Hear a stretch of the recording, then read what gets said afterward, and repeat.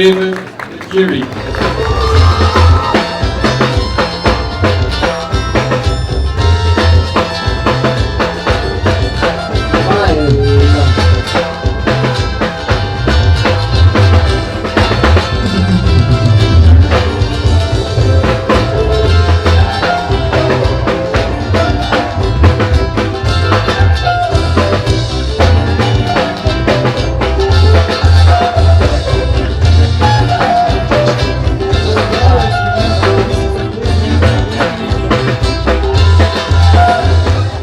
The graduates are set to go out there and make an impact in this country and the entire world. We will make it where others have tried and failed.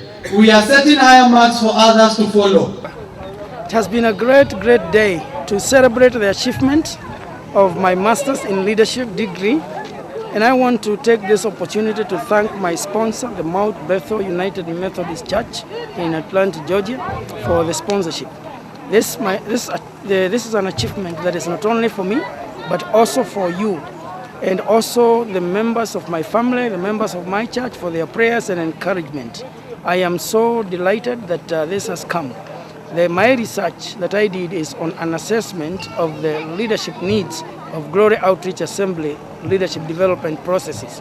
I was trying to find out what are the needs or the gaps that exist between the processes of leadership development in GOA and what we should do.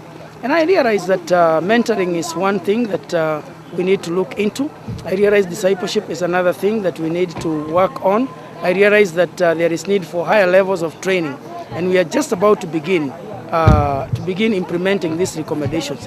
Thank you so much for your support, and may God bless you.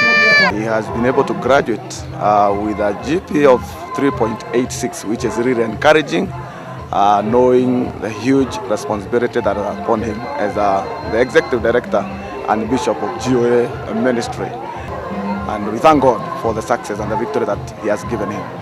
Thank you so much. GOA is a big ministry, and it involves a lot of leadership. There are a lot of pastors, there are a lot of people working within the entire ministry. And I believe that this graduation is bringing, he is equipped to equip other people.